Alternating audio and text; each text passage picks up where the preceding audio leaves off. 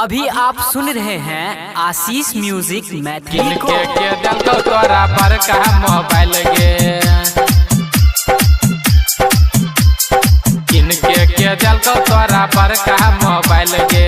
Lakshmi digital recording studio Kusheshwar बाजार। Sandal पहिर के मारे छिया सटाई लगे, सैंडल पहिर के मारे छिया सटाई लगे। किनके के दल को तोरा पर कहा मोबाइल लगे, किनके के दल को तोरा पर कहा मोबाइल लगे। सैंडल पहिर के मारे छिया सटाई लगे, सैंडल पहिर के मारे छिया सटाई लगे। किनके के दल को तोरा पर कहा मोबाइल लगे, किनके के दल को तोरा पर कहा मोबाइल लगे।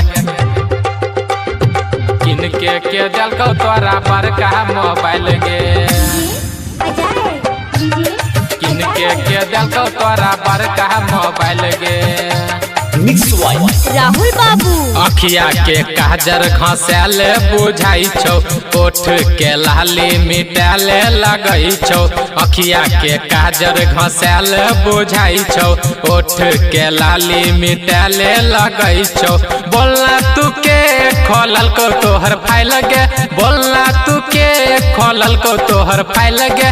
किनके के दल को तोरा पर कहा मोबाइल गे, किनके के दल को तोरा पर कहा मोबाइल गे।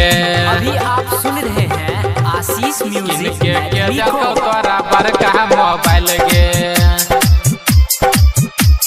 किनके के दल को तोरा पर कहा मोबाइल गे।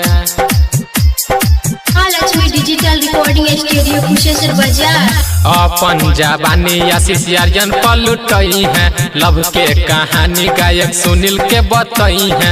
अपन जवानी आशीष अर्जन पलटई है, लव के कहानी गायक सुनील के बतई है। मिथुन हजारिक निकला गौ नहीं चल गे, मिथुन हजारिक निकला गौ नहीं चल गे। किनके के दल को तोरा पर कहा मोबाइल गे, किनके के दल को तोरा पर कहा मोबाइल गे।